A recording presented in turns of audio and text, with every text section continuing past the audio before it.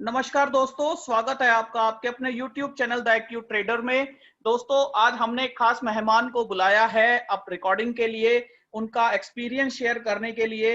हम ट्विटर पर मिले थे दोस्तों कुछ टाइम पहले, कुछ महीने पहले, और हमने बातचीत भी की और उसके बाद हमें पता चला ये मेरे घर के काफी करीब रहते भी हैं। तो दोस्तों काफी बातचीत की और उनको अच्छा एक्सपीरियंस है। वो रेंज बाउंड स्ट्रेटजीज करते हैं, आपकी और हमारी तरह ही एक अच्छे ट्रेडर हैं और अपनी स्ट्रेटजीज को वेल ट्रेड करते हैं। उनका अच्छा एक्सपीरियंस भी है ट्रेडिंग में, मैं बातचीत करता रहता हूं उनसे। तो आज मैंने उनसे बात की, उनको बोला कि आप हमारे व्यूअर्स के लिए एक रिकॉर्ड कीजिए, अपना एक्सपीरियंस शेयर कीजिए। तो दोस्तों मैं स्वागत करता हूं अमित रेहान जी का।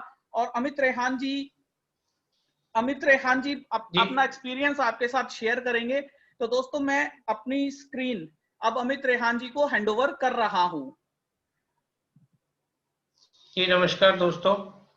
हेलो सर, अपनी स्क्रीन आप शेयर कीजिएगा। जी मैं करता हूँ। आ रहा है सर, आपका वीडियो आ रहा है सर, प्लीज सर। जी जी जी नमस्कार दोस्तों, मेरा नाम अमित रेहान है। क्या आप मेरी स्क्रीन दिख रही है आपको? हाँ सर, आपकी स्क्रीन दिख रही है। ठीक है। मेरे जैन साहब काफी करीबी मित्र हैं। हम जैसे उन्होंने बताया कि हम ट्विटर पे मिले थे, तो कॉमन इंटरेस्ट था। वो भी करेंसी में ट्रेड करते थे, मैं भी ट्रेड करता हूँ, और इसी तरह एक घनिष्ठ मित्रता हो गई हम दोनों के बीच में। और जो कि एक ट्रेडर को चाहिए भी कि उसको साथ में कोई ऐसा एडवाइजर भी हो और साथ में कोई प्रैक्टिशनर भी हो जो कि सेम लाइन का और सेम इंटरेस्ट का करता हो। और इससे एक दूसरे के इमोशंस भी शेयर होते हैं, जो कि एक ट्रेडर के लिए सबसे ज्यादा जरूरी चीज है, उसका इमोशनल माइंड सेटअप कैसा होना चाहिए। तो आई एम वेरी थैंकफुल कि जैन साहब ने मेरे साथ काफी टाइम बिताया, कोऑपरेट करा, और एक दूसरे से हम फीडबैक लेके अपनी ट्रेडिंग को इम्प्रूव करते रहते हैं, थैंक यू सर, जो कि थैंक यू। सबके लिए जरूरी भी है। और इसीलिए आज हम अपने एक्सपीरियंस शेयर कर रहे हैं। तो जैन साहब, मैं बेसिकली लास्ट 3-4 ईयर से ट्रेडिंग कर रहा हूँ एफ एंड ओ सेक्शन में। और एफ एंड ओ में पहले मैं फ्यूचर्स में करता था, लेकिन फ्यूचर्स में काफी मुझे लॉस भी हुआ और एक इनडिसिप्लिन काइंड ऑफ ट्रेडिंग होती है। और बाद में जब मैंने देखा ऑप्शंस में काफी आदमी डिसिप्लिन रहता है, जो कि कैपिटल बचाने में हेल्प करता है, इसीलिए मैंने सिर्फ ऑप्शंस को ही चुना। फ्यूचर्स को मैं अब हार्डली कभी अपनी ट्रेडिंग में 5% ही यूज करता हूँ, वो भी कभी जब मेरे लिए काफी पोजीशन ऑपोजिट चली जाती है। तो मैं सर एक बेसिकली अपनी रिक्वेस्ट है, ट्रेडिंग। ऑडियो को थोड़ा सा तेज कीजिएगा। जी, अब आपको सुनाई दे रहा है? हाँ, ऑडियो थोड़ा सा, अगर आप थोड़ा और करीब से बोलेंगे तो अच्छा आएगा सर आवाज। जी मैं करता हूँ। अब आपको सुनाई दे रहा है मेरा ऑडियो? हाँ सर, बिल्कुल। जी जी जी। तो आप मेरी स्क्रीन देख सकते हैं? जी सर। जी, मैं अपनी ट्रेडिंग की स्टार्टिंग जो करता हूँ, वो बिगनिंग से ही सबसे पहले चार्ट से देखता हूँ कि चार्ट्स में क्या पोजीशन है, वेदर ट्रेंड अप है कि डाउन है। और डेली चार्ट को सबसे पहले मैं व्यू करता हूँ, ताकि मेरे को आइडिया हो जाए कि कैंडल्स की क्या मूवमेंट है, क्योंकि जो कैंडल्स कहेंगी वही सही होएगा। डेरिवेटिव डेटा एक सेकेंडरी डेटा होता है। डेरिवेटिव डेटा एक सपोर्टिंग डेटा होता है। जो कैंडल्स में है, बायर है कि सेलर है, वो हमें सबसे पहले दिखेगा। फॉर एग्जाम्पल अभी मैं आपको एक जैसे निफ्टी का चार्ट ही दिखा देता हूं, जो मैंने लगा रखा है अपनी स्क्रीन पे। तो हमने पहले ही देख लिया था कि ये क्लियर हायर लोअर हाइज और लोअर लोज की तरफ मूव कर रहा है, जो कि इसने इस कैंडल के बाद बनाया था। और ये इसका बेसिकली रिट्रेसमेंट हुआ, जिसको इसने फिर लास्ट वीक ब्रेक डाउन करा। और इस वीक भी, और लास्ट एक्सपायरी जो कि सबसे डेंजरस एक्सपायरी हुई थी, उसके बाद भी ये रिट्रेसमेंट जोन में ही जा रहा है।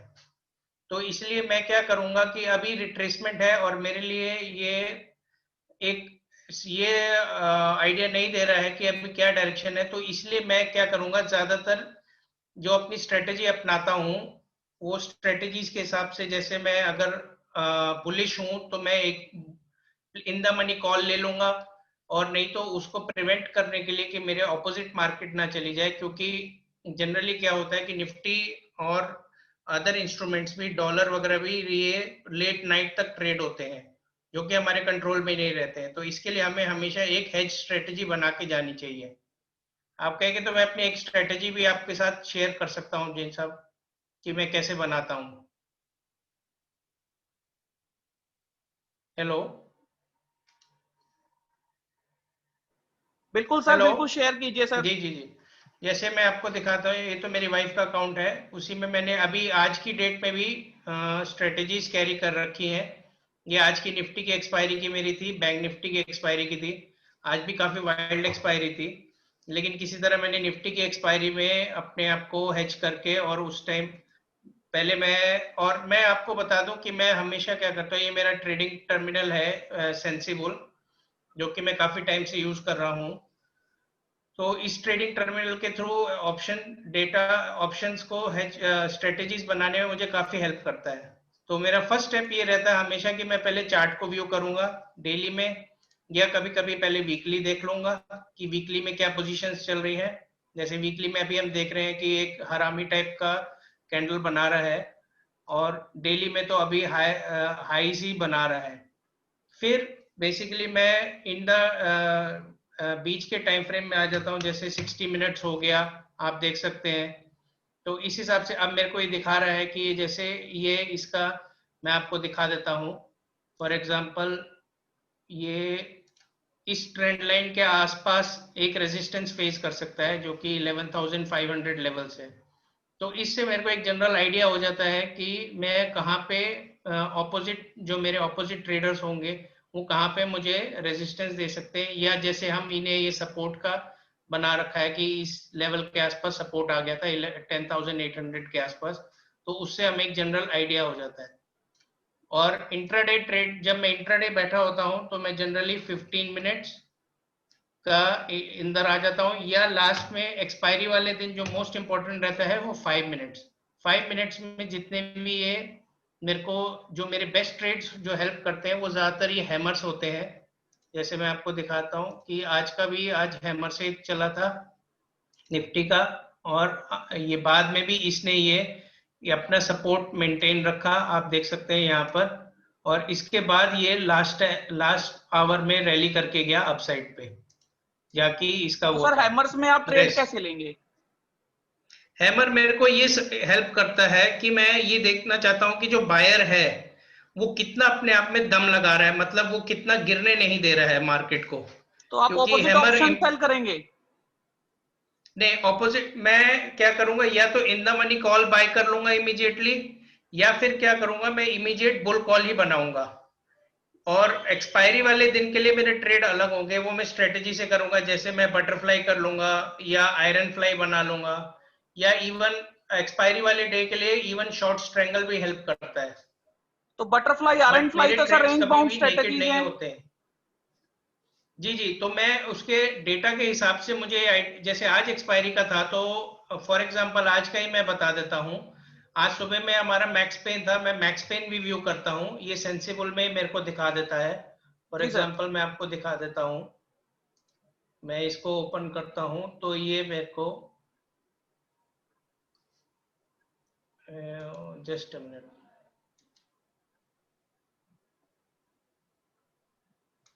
तो सर बेसिकली ये बात समझ आई कि एक्सपायरी वाले दिन अगर हम हैमर देखते हैं 5 मिनट के चार्ट पर, तो हमें एक अच्छा व्यू मिल सकता है ऑप्शन स्ट्रेटजीज प्ले करने के लिए। जी, जनरली ये एक्सपायरी वाले दिन तो बहुत ही हेल्प करता है, बिकॉज हमें ये पता लग जाता है कि ये कितने लेवल पे सपोर्ट ले रहा है कि नहीं ले पा रहा है। फॉर एग्जांपल ये आप मेरी रेड लाइन देख सकते हैं, अगर ये जी यहाँ पे बाइंग जोन पे अगर दोबारा से उसने सपोर्ट लिया तो काफी अच्छी आपको कन्विक्शन मिल जाएगी। आप जी। ये देख सकते हो, मैं इसको एक्सटेंड करता हूँ, तो ये जोन के अंदर वो ज्यादातर सपोर्ट ले रहा था। बायर इसको कभी गिरने नहीं दे रहा था, इनफैक्ट यहाँ तक अगर आप देखिए तो ये बाई जोन ही आ रहा था। तो अगर एक बाई जोन में अगर एक या दो तीसरा हैमर भी बन जाए तो आप काफी वो कंफर्मेशन हो जाएगा कि ये जोन तो नहीं टूटेगा कम से कम। तो हम उस जोन के हिसाब से, फॉर एग्जांपल ये 11,383-85 का लेवल जो है, हमें ये कंफर्म हो गया था कि ये लेवल वो काफी हद तक मेंटेन कर रहा है। इसके बाद फिर मैं क्या करता हूँ, मैं आपको बताता हूँ कि मैं तो जैसे सर ये आप आपने दूसरे मेरा ये इंडिकेटर्स भी सेंस, देखते हैं, जैसे आपने आरएसआई ओपन किया हुआ है नीचे? मैं सिर्फ आरएसआई को डाइवर्जेंस के लिए देखता हूँ। वो वो भी जैसे अब आप मॉर्निंग में देख सकते हैं कि डाइवर्जेंस कोई प्रॉपर बन नहीं रही थी। अगर मैं 5 मिनट्स पे आपको दिखाऊं, या आप देखो 60 मिनट्स पे भी कोई प्रॉपर डाइवर्जेंस नहीं थी, मार्केट एज इट इज ऊपर की ऊपर ही जा रही थी, वो कोई भी अपनी थकान शो नहीं कर रही थी। मैं और कोई इंडिकेटर नहीं यूज करता हूँ, बिकॉज मूविंग एवरेज वगैरह भी अपने आप में चेंजेस होते रहते हैं जो मेरे को डिस्टर्ब करते हैं मेरे कॉन्सेप्ट में। हर ट्रेडर का अपना कॉन्सेप्ट होता है, वो नो डाउट। हर ट्रेडर को बस, मैं ये नहीं कहता हूँ कि मूविंग एवरेज बुरी चीज है या बोलिंजर बैंड बुरा है, लेकिन हर ट्रेडर का अपना एक्सपीरियंस के साथ अपना टेस्ट बनता है। तो मेरे को ये आरएसआई और अपने ट्रेंड लाइंस ही हेल्प करती है, जो कि बेस्ट चीजें हैं मेरे लिए। और सप्लाई और डिमांड जोन, बस मैं यही तीन चीजें इस पे चार्ट पे यूज करता हूँ, और मेरी ट्रेडिंग काफी इम्प्रूव्ड है। आप देख सकते हैं मेरे चार्ट पे हमेशा लाइंस बिल्ट इन होती हैं, इस तरह के मैं पहले ही से ही बना के रखता हूँ और स्टडी कर लेता हूँ रात में, या ऑन दी गो भी स्टडी करता रहता हूँ। अब मैं आपको, फिर उसके बाद मेरा नेक्स्ट स्टेप जो होता है वो मैं अलग इस ऐप से यहाँ पे मेरे को दिखा रहा है, आप देख सकते हैं कि मैक्स पेन जैसे 11400 है, पीसीआर लेवल देख लेता हूँ। और फ्यूचर का ओपन इंटरेस्ट भी मुझे पता लग जाता है कि जनरली फ्यूचर अगर ओपन इंटरेस्ट हाई और बुलिश ही जाता जा रहा है तो नेचुरली हमारी पोजीशन बुलिश ही होनी चाहिए। अगर आप चाहें तो आप पुट सेल करेंगे ऐसे फॉर्म में, या इन द मनी कॉल लेके सिर्फ सिर्फ कॉल से रन कर सकते हैं, या बुल कॉल स्ट्रेटेजी बना सकते हैं। जी। इस तरह की चीजें हो सकती हैं। उसके बाद मेरा नेक्स्ट स्टेप हमेशा ये रहता है, फिर मैं एनएससी के ऑप्शन चेन पे जाता हूँ, और एनएससी के ऑप्शन चेन पे मैक्सिमम ओपन इंटरेस्ट ट्रैक कर रहा होता हूँ। और ये भी मेन चीज ट्रैक करने की होती है कि change in open interest. Change in open interest बताता है कि कॉल राइटर या पुट राइटर जो है भाग रहा है, कि क्या उसके साथ पैनिक सिचुएशन क्रिएट हो रही है। जी। और आपको इसमें मेन चीज, जैसे ये तो आज की एक्सपायरी है, फॉर एग्जांपल मैं नेक्स्ट एक्सपायरी में दिखा देता हूँ, उसमें ऑप्शन चेन में वैल्यूज होंगी।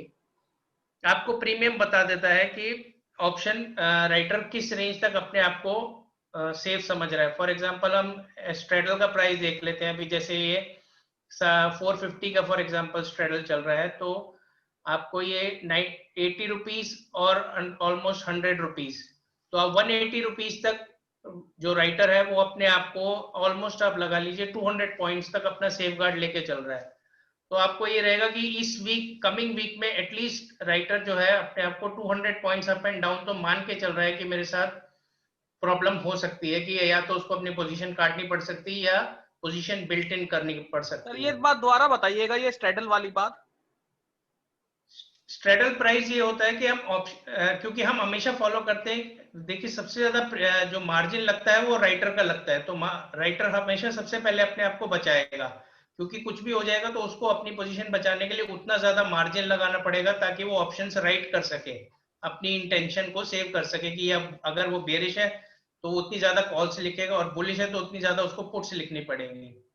तो ऑप्शन का प्राइस ही हमें ये बता देता है कि राइटर अपने जो जितने की ऑप्शन बेच रहा है उतने का वो मान के चल रहा है कि मेरे को सेफ्टी है। फॉर एग्जांपल अगर उसने 11,400 की अगर उसने पुट राइट करी है 77 रुपीज तक, जी। तो वो 77 रुपीज डाउन साइड में उसको प्रॉफिट ही रहेगा।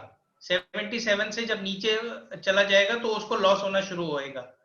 इसी से हम अंदाजा लगाते हैं कि वो इस लेवल तक तो मार्केट को खींच सकता है, या वो इतना डेंट ले सकता है अपने ऊपर, और उसी के हिसाब से हम चलेंगे राइटर के हिसाब से। तो मैं आपको बता रहा था जैसे ये 11,450 का स्ट्रेडल प्राइस अभी कॉल साइड में फॉर एग्जांपल 100 रुपीज है, और नहीं सॉरी, पुट साइड में 100 रुपीज है और कॉल साइड में 80 रुपीज है। तो रफली रफली आप 180 पॉइंट्स या 200 पॉइंट्स अप्रोक्सीमेट आप मान के चलेंगे कि ऑप्शन राइटर जो है वो समझ रहा है कि मैं इतना अपने आप में रिस्क ले सकता हूं, ये उसकी कैपेसिटी। तो आप भी ये मान के चलोगे कि निफ्टी नेक्स्ट वीक में अराउंड 11,250 और 11,650 की रेंज तक जा सकती है, क्योंकि राइटर एट द मनी वाला इतना रिस्क ले रहा है। एट द मनी को हम इसलिए वैल्यू देते हैं क्योंकि सारी दुनिया की लड़ाई एट द मनी पे ही होती है, और ओके। इसीलिए एट द मनी वाले का ही मैक्सिमम प्रीमियम भी होता है, मैक्सिमम टाइम वैल्यू भी होती है, और मैक्सिमम वॉलेटिलिटी होती है। एट द मनी मीन्स आप समझ लीजिए कि एक एक सेकंड का कैंडल आप समझ लीजिए, तो वही एट द मनी हो गया। वही है जो दुनिया लड़ रही है, आगे पीछे की तो बात ही अलग है। ये देखकर फिर मैं क्या करता हूं, उसके बाद फिर मैं एक बार फिर से चार्ट पे चेक कर लेता हूं कि मेरे चार्ट क्या कह रहा है कि अगर मैं ऑप्शन राइटर के हिसाब से अगर मैं बुलिश हूं या बेरिश हूं, तो फिर भी मेरे को एक बार फिर फाइनल कैंडल से कंफर्मेशन लेना होता है। आरएसआई में सिर्फ डाइवर्जेंस के लिए यूज करता हूं। फॉर एग्जांपल मैं आपको दिखाता हूं, डाइवर्जेंस का एक लाइव एग्जांपल आपको दिखा देता हूं। आप ये देखिए, इसी चार्ट में ये निफ्टी ने लोअर लोस बनाया, और अगर आप आरएसआई को देखोगे तो इसने हायर हाइज बनाया। तो ये डाइवर्जेंस हो गई, इसका मतलब जो मोमेंटम ऑफ सेलिंग थी वो यहाँ पे आके थक गई। और अगर आप चार्ट में क्लियरली देखें, मैं आपको जूम करके दिखा देता हूं, तो यहाँ भी एक हैमर से, एक लास्ट में हैमर से उसी ने उठाया, चाहे हैमर छोटा सा है, उसके बाद भी उसने हैमर ही यूज, आपको देख सकते हो कि हैमर से ही आपको व्यू आ रहा है। तो बेसिकली आपको कंफर्म हो गया कि हाँ, यहाँ सेलिंग स्टॉप हो गई है और यहाँ से अब बायर्स ही आएंगे, जो कि हुआ अभी बेसिकली। आप ये देख सकते हो लास्ट वीक 10,800 से अब हम 11,400 भी क्रॉस कर गए हैं। इतना डिफरेंस क्रिएट हो चुका है। अब नेक्स्ट के लिए हम सिर्फ यही वेट करेंगे कि अगर हमें कोई डाइवर्जेंस दिखती है या ये रेजिस्टेंस लेवल जो पिछले वाला था जहाँ पे वो कंसोलिडेट होता रहा, तो इस कंसोलिडेशन के अगर आसपास कहीं फिर से वो रेजिस्टेंस लेता है, तो हमें ये मानना पड़ेगा कि ये जोन जो है रेजिस्टेंस का जोन है। या तो यहाँ तक, यहाँ से वो दोबारा गिरना शुरू होगा, या फिर यहाँ से जो अगर बायर अगर स्ट्रॉन्ग आ गया तो फिर वो फिर प्रीवियस हाइज जो कि 11,700 था वहां तक जा सकता है। तो इसका उसके मतलब बाद ये मैं क्या करता रेजिस्टेंस के हूँ, ऊपर की कॉल बेच सकते हैं सर? जी आप रेजिस्टेंस के ऊपर की कॉल बेचेंगे, लेकिन इस वीक की नहीं, मैं हमेशा ये सजेस्ट करूंगा नेक्स्ट वीक की बेचें, क्योंकि इस वीक में क्या होगा कि जब टाइम वैल्यू कम रह जाती है, जो ऑप्शंस में एक फैक्टर होता है जो कि गामा फैक्टर होता है, जो कि डेल्टा की मूवमेंट को सपोर्ट करता है, वो एक्टिव हो जाता है। वो एक बेसिकली एक स्लीपिंग स्नेक की तरह होता है, और एक्सपायरी के आसपास में आप लगा लीजिए, एक्सपायरी या उससे एक दिन पहले वो बहुत ज्यादा एक्टिव हो जाता है, तो वो आपको सेल करी हुई कॉल में इमीडिएटली डेंट दे सकता है, आपको घबराहट पैदा करेगा या फेक ब्रेकआउट करेगा, जिससे आपको मैक्सिमम लॉस हो सकता है, आप पोजीशन जल्दबाजी में काटोगे। ओके। और वहां पर ये मेरा एक्सपीरियंस है हमेशा कि वो फेक ब्रेकआउट से होते हैं, वो चाहते हैं कि आपके स्टॉप लॉस ट्रिगर हो, बिकॉज उनको ऑर्डर्स दिखते हैं। ब्लूमबर्ग टर्मिनल और भी कई कंपनीज के टर्मिनल्स हैं जिसमें उनको सारे ऑर्डर्स दिखते हैं कि कहाँ पर स्टॉप लॉस प्लेस्ड है। तो वो स्टॉप लॉस को हिट करवाने की वो करते हैं ताकि आप छोड़ जाओ और उसकी पॉकेट में वो पैसा आ जाए। ठीक है सर जी। डॉलर दिखाइए। जी, डॉलर में आपको दिखा देता हूँ। फॉर एग्जांपल मेरे डॉलर का चार्ट भी ओपन है, इसमें भी मेरे मार्किंग्स करे हुए हैं। ये मैं आपको, ये 1 आवर का चार्ट है। पहले हम डेली में चले जाएंगे। डेली में आप देख सकते हैं मैंने लास्ट ईयर से ही मेरे मार्किंग चल रहे हैं। आप देख सकते हो ये असेंडिंग ट्रायंगल बना के कितना शूट अप हुआ इस साल। फिर ये जो अभी कुछ दिन पहले ब्रेक डाउन हुआ, कितना शार्प ब्रेक डाउन हुआ, ये पहले से ही वो बता रहा था। मैं आपको दिखा सकता हूँ कैंडल्स में। फॉर एग्जाम्पल यहाँ पे आप देख लीजिए, हमेशा रेजिस्टेंस के कैंडल्स दे रहा था, कहीं पे हैमर प्रॉपर नहीं आ रहा था। इनफैक्ट छोटे छोटे, आप ये कह सकते हो कि छोटे छोटे शूटिंग स्टार टाइप ही बना रहा था। तो उससे पता लग जाता है कि आदमी को कि अब पोजीशन चेंज होने वाली है। और अभी भी कुछ दिन पहले जैसे आपने और मैंने सबने हमने डिस्कस करा था कि डॉलर एक अप ट्रेंड मूविंग में आ रहा है, लेकिन अगर मैं आपको इसका वॉल्यूम के हिसाब से दिखाऊं, जैसे मैंने मेंशन भी करा था कुछ दिन पहले ग्रुप में या लोगों को बताया था, वॉल्यूम इसका डिक्लाइन हो रहा था। तो इस ये इंडिकेशन था कि जो बायर्स हैं वो इतने ज्यादा एक्टिव, इतने ज्यादा उनमें पावर नहीं है, वो थक रहे हैं, क्योंकि वॉल्यूम आपको बताएगा कि वो कितना ज्यादा दाम लगा सकते हैं या पिछले लेवल को। और मैं आपको बता देता हूँ हम चार्ट में क्या करेंगे। अगर आप, मैंने जूम करा है, जो पिछला ब्रेक डाउन हुआ था, अगर आप उससे देखेंगे तो यहाँ पे एक बहुत जबरदस्त सेलर है। उसके बाद भी ये 2 दिन बाद भी जबरदस्त सेलर आया, फिर सेलर आया। तो बेसिकली ये जो जोन है हमारे लिए अभी ये सेलर डोमिनेशन जोन है। तो इसलिए हम यहाँ पे इस जोन को हमेशा केयरफुल रहेंगे कि यहाँ पे जब भी वो आएगा तो वो सेलर अपनी पोजीशन बचाने के लिए बायर को हमेशा किल करेगा। इसलिए ये लेवल्स मैं पहले ही मार्क कर लेता हूं, ताकि मुझे ये अंदाजा हो जाए कि हम कहां तक अपनी पोजीशंस को हेज करें, या कहीं पोजीशंस लें या ना लें, क्योंकि पोजीशंस ना लेना भी कई बार अच्छी बात होती है मार्केट के हिसाब से। और उसके बाद मैं क्या करता हूँ, कई बार 15 मिनट्स में जाके देख लेता हूँ उसको, ड्यूरिंग द डे कि 15 मिनट्स में चार्ट क्या कह रहा है, जो कि मैंने कल भी शायद आप लोगों से बात कर रहा था ग्रुप में कि एक ये फेक ब्रेकआउट टाइप करेगा, और वही हुआ। कल इसने छोटा सा ब्रेकआउट करने की कोशिश करी, कुछ लोगों को लगा भी होगा कि अब ये रिज्यूम कर जाएगा, लेकिन हमने डेटा कल हमने इसलिए भी वेट करा था क्योंकि डॉलर का कल यूएस की जीडीपी डेटा आना था। कुछ वर्ल्ड वाइड डेटा का न्यूज का आपको हमेशा ध्यान रखना पड़ेगा। डॉलर हमेशा यूएस के डेटा हो गया, उसका मंथली जो एम्प्लॉयमेंट डेटा हो गया, क्रूड का डेटा रिलेटेड होता है, और आपका आरबीआई की जो पॉलिसी मीटिंग जब भी आने वाली होती है तब डॉलर काफी वायलेंट हो जाता है, क्योंकि आरबीआई का रेट इंक्रीज या डिक्रीज से भी इंडियन रुपी को काफी फर्क पड़ता है। आई होप मेरा इतना पॉइंट तो आपको क्लियर है। हाँ बिल्कुल सर, बिल्कुल पॉइंट मैं समझ जी। पाया हूँ आपका, और चार्टिंग की मेरे मदद से बड़ा अच्छा नजर आ रहा है सर। जी। और और चार्टिंग से क्लियर हो रहा है कि हमें किस तरफ की पोजीशन ले लेनी चाहिए। अगर रेजिस्टेंस है तो ऊपर की कॉल्स राइट करना बड़ा आसान है, ऊपर आएगा जी जी सप्लाई जोन में आएगा तो हम उनको एडजस्टमेंट के बारे में सोच सकते हैं।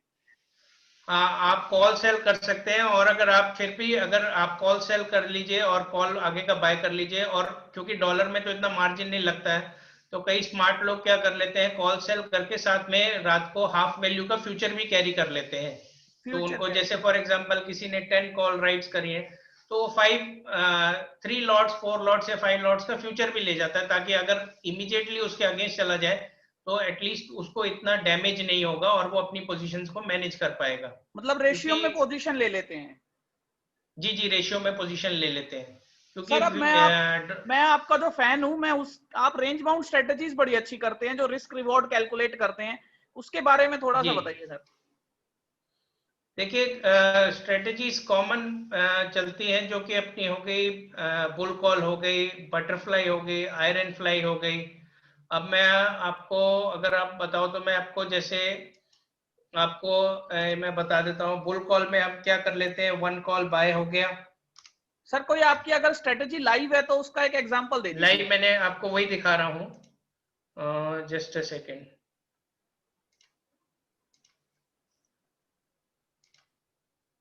ये मेरी लाइव स्ट्रेटजीज आज की चल रही है डॉलर की। ये नेक्स्ट वीक का है, आप देख सकते हो 9 अक्टूबर का। मैंने क्या कर रखा है, अभी 74 स्क्रीन आया नहीं है सर। 73। स्क्रीन दिख नहीं रहा आपको? नहीं, वो चार्ट वाला स्क्रीन दिख रहा है। एक सेकेंड एक सेकेंड।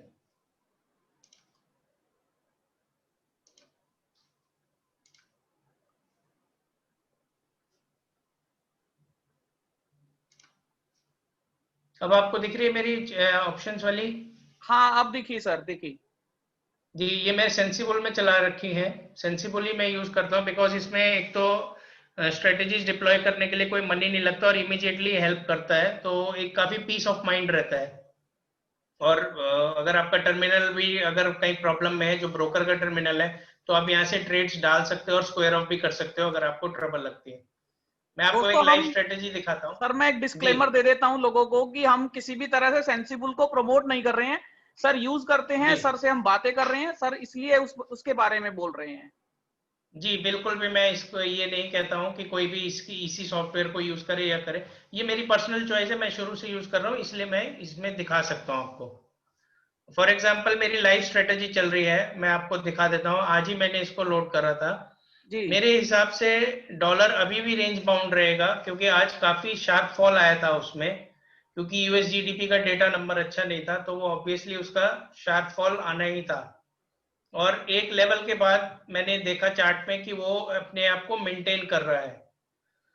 तो इसीलिए मैंने क्या करा है कि मैंने ये मान के चल रहा हूँ कि 73.5 के आसपास ही वो रोटेट करेगा, उससे थोड़ा सा आगे या थोड़ा सा पीछे।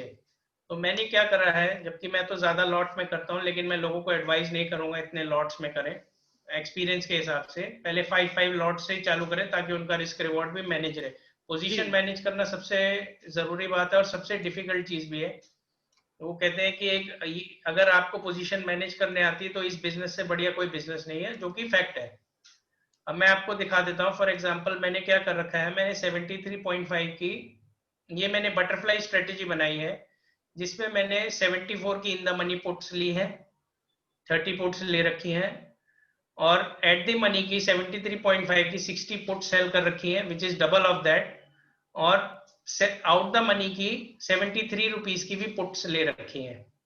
तो मेरा एक तरह से ये बटरफ्लाई टाइप बन गया। मैं आपको इसका एक्सपायरी का जैसे दिखाता हूँ, एक्सपायरी पे ये एक बटरफ्लाई टाइप बन जाएगा। तो मेरे को, और इसमें मेरा नीचे कैलकुलेटेड है, मेरा इसमें मार्जिन 62,000 लगा है तकरीबन। और मेरे को मेरी रेंज कैलकुलेटेड है कि अराउंड 73.20 पैसा और 73.80 पैसा में अगर डॉलर मूव करता रहा तो मेरा मैक्स प्रॉफिट ये होगा। जनरली मैक्स प्रॉफिट इतना नहीं जाता है, अराउंड 9,000 आप समझ लीजिए।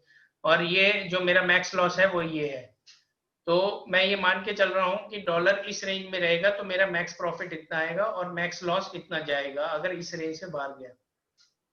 बट एज एक्सपीरियंस मैं ये कहूंगा कि लोग क्योंकि ऑप्शंस क्या है, एक अपने आप में लाइक अ कॉइन टॉसिंग है कि इसमें प्रोबेबिलिटी का है। तो अगर लोगों को लगता है कभी एक्सपायरी से पहले वो हाफ द प्रॉफिट बना ले, या उनके जो 30% हो गया, 60% हो गया, 70% हो गया अपनी सहूलियत के हिसाब से, तो मैं ज्यादातर बुक कर लेता हूँ क्योंकि ऑप्शंस में प्रोबेबिलिटी चेंजेस के ज्यादा रह जाते हैं जब एक्सपायरी क्लोज आ जाती है।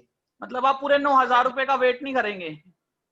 जी, मैं कभी वेट नहीं करता हूँ क्योंकि कल भी यही हुआ था कि मैंने 1 अक्टूबर का जो मैंने एक्सपायरी का ट्रेड खोल रखा था, मैंने उसको कल ही बुक कर लिया था। उसमें मेरा एक्सपेक्टेड प्रॉफिट अराउंड 6,000 था और मेरे को जब मेरा प्रॉफिट अराउंड 4,000 रिसीव हो गया तो मैंने उसको स्क्वायर ऑफ कर दिया, बिकॉज रात को यूएस जीडीपी का डेटा आना था।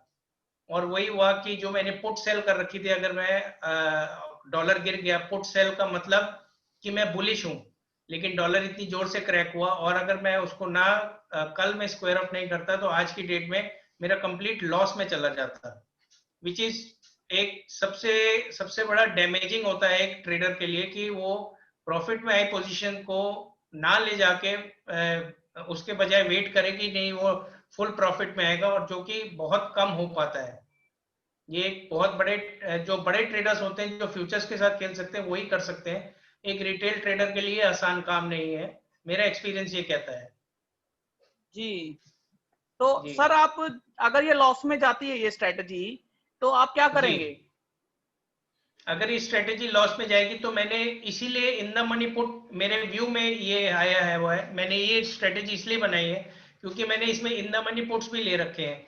तो सबसे पहले जो मेरे 60 लॉट्स जो मैंने एट द मनी के बेच रखे हैं उसको मैं हाफ द क्वांटिटी कर लूंगा, स्क्वायर ऑफ करूंगा, और आउट द मनी वाले पुट को भी मेंटेन करूंगा। और इन द मनी, अगर मान लीजिए डॉलर यहाँ से तेजी से गिरता है तो मेरा इन द मनी पुट एक तरह से फ्यूचर का ही काम करेगा, और मेरा स्ट्रेटेजी बियर पुट में ही रह जाएगा, विद एन एक्स्ट्रा बेनिफिट कि मेरे पास एक ओटीएम पुट भी पड़ा है। और अगर ये डॉलर 74 को क्रॉस करता है तो मेरे लिए सबसे सबसे बढ़िया चीज ये होगी, क्योंकि मेरा 73 वाला पुट जो है वो आउट द मनी है, उसको मैं एज इट इज ही रखूंगा क्योंकि वो मेरे पास एक चीप कॉस्ट का पुट था। तो उसको काटने से कोई फायदा नहीं है, क्योंकि मान लीजिए कभी 1 नाइट पहले भी मार्केट टर्न हो गया, अचानक शार्प गिर गया, तो मेरा 73 वाला पुट जो चीप मैंने बहुत सस्ते में खरीदा वो हेल्प करेगा। और इन द मनी जो मैंने पुट लिया है उसको मैं स्क्वायर ऑफ करने की करूंगा और अपने जो पुट सेल करे उसके साथ ही राइड करूंगा, ताकि मेरे राइट, को राइट, ऊपर में हेल्प करे। Right. Last and the least option मेरे पास ये, फिर या तो मैं एक ऑप्शन और ट्राई कर सकता हूं कि मैं ये करने के बाद साथ में कॉल्स भी ऐड कर लूं, या अगर मुझे लगता है मैं 10 लॉट्स फ्यूचर का कैरी करूं तो मेरे को इमीडिएट कवर अप करेगा, ये भी एक तरीका है। और अगर मुझे लगता है कि मैं आगे भी मैनेज कर सकता हूं तो मैं इसको शॉर्ट स्ट्रेंगल की तरफ कन्वर्ट करने की करूंगा, क्योंकि मैं मानता हूं कि मान लीजिए डॉलर 74 क्रॉस करता है लेकिन 74.5 नहीं जाएगा, तो मैं 70 उसके हायर लेवल्स पे 74.5 की कॉल्स भी सेल कर दूंगा, उससे थोड़ा आगे का बाय करके इस सिचुएशन को शॉर्ट स्ट्रेंगल में कन्वर्ट करूंगा। Right, right, right. एक तो ट्रेडर के लिए बेस्ट चीज ये रहती है कि वो अपने लॉस मेकिंग ट्रेड को प्रॉफिट में या maximum no loss no profit तक जरूर लाए। राइट। और इसका एक्सपीरियंस तो सर हम आपसे ले ही रहे हैं, उसी बारे में मैं आपसे बातें भी करता रहता हूँ। और मुझे बड़ा जी अच्छा जी लगता है सर आपसे बातें करके। अभी हमें अच्छा लगा आपके साथ वीडियो रिकॉर्ड करके सर। तो जी, सो काइंड ऑफ यू। अभी मुझे जी लगता है जी सर आधा घंटे से ज्यादा हो गया है, जूम का सेशन एक्सपायर हो जाएगा, तो हम अपनी वीडियो को यहीं एंड करते हैं। ठीक जी, ठीक ठीक। थैंक थैंक यू जैन साहब, थैंक यू फॉर ये हमारे ट्रेडर्स के लिए, रिटेल ट्रेडर्स के लिए बहुत हेल्पफुल रहेगा, आई बिलीव हाँ, सो, तो एंड आई दोस्तों मैं विश आपको बता एवरीबॉडी देता गुड हूँ लक। कि त्रेहान जी भी आपकी और हमारी तरह ही ट्रेड करते हैं। उन्होंने उनके पास इतना अच्छा एक्सपीरियंस है और उन्होंने एक्सपीरियंस से गेन किया है, तो वो डिसिप्लिन ट्रेडिंग करते हैं, जो कि मुझे खुद बड़ा अच्छा लगता है। जी, thank you so much. Thank you, thank you sir. Thank you, thank you, thank you, bye bye. Thank you sir. तो थैंक यू जी, नमस्कार जी। दोस्तों आज हमने त्रेहान जी से बात की। आप हमें बताइएगा कि आपको कैसा लगा। आप हमें मेल कर सकते हैं backqtrader@gmail.com पर। आप हमें फॉलो भी कर सकते हैं ट्विटर पर और हमारे टेलीग्राम पर, जो कि डिस्क्रिप्शन में लिंक दिया हुआ है। थैंक यू सर, बड़ा अच्छा लगा आपसे बात करके। थैंक यू और जी, थैंक यू। फिर अभी ये तो फर्स्ट टाइम था रिकॉर्डिंग का, सो तो kind of you, so kind of you. उसके बाद हम आगे भी रिकॉर्ड करेंगे सर, और जी भी अच्छी बातें आपसे सीखेंगे, समझेंगे। थैंक यू जी, सर। जरूर जरूर, आपसे भी बहुत कुछ अभी सीखना है मुझे। Thank you, thank thank you you, sir, bye. Thank